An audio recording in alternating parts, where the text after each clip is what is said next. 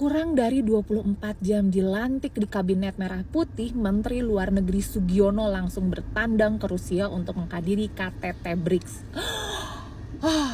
Gue penasaran.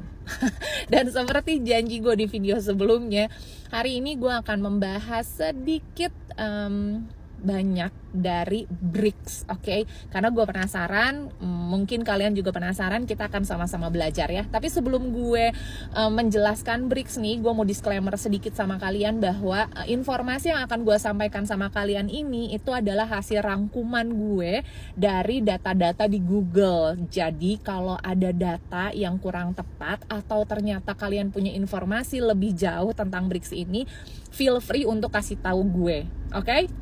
Karena kita sama-sama belajar di sini judulnya.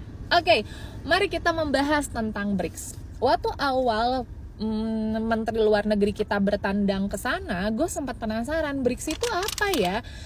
Ini organisasi apa ya gitu? Lalu singkatannya apa ya? Nah, ternyata setelah gue lihat, BRICS ini adalah akronim dari negara-negara pendirinya, oke?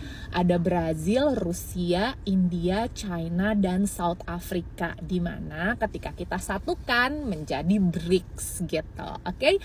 BRICS sendiri awalnya itu cuma 4 negara, Brazil, Rusia, India, dan China, dan di tahun 2009 South Africa atau Afrika Selatan bergabung.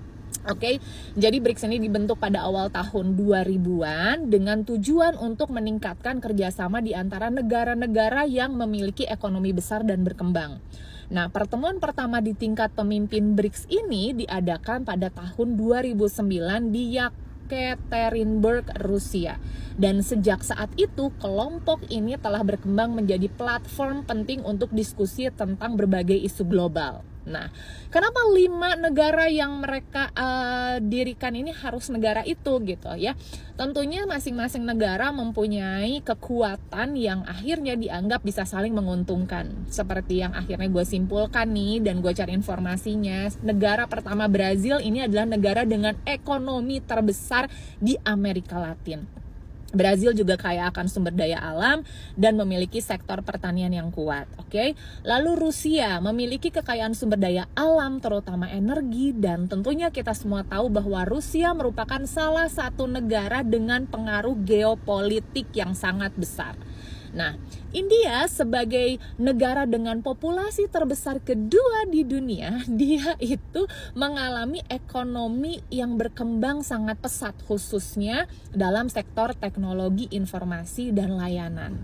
Lalu China sebagai ekonomi terbesar kedua di dunia dengan pertumbuhan yang cepat, China juga dikenal karena manufaktur dan perdagangan global. Lalu kenapa Afrika Selatan? Itu juga yang bikin gue penasaran, karena Afrika Selatan ini satu-satunya negara Afrika di kelompok ini. Ternyata Afrika Selatan ini bergabung karena merupakan pintu gerbang penting ke pasar Afrika, dan Afrika Selatan juga kaya akan mineral. Oke, lalu kita masuk ke tujuannya. Apa sih sebetulnya tujuan BRICS ini? Ini harus kita garis bawahi bahwa BRICS ini tujuannya meningkatkan kerjasama ekonomi dan perdagangan antar negara anggota.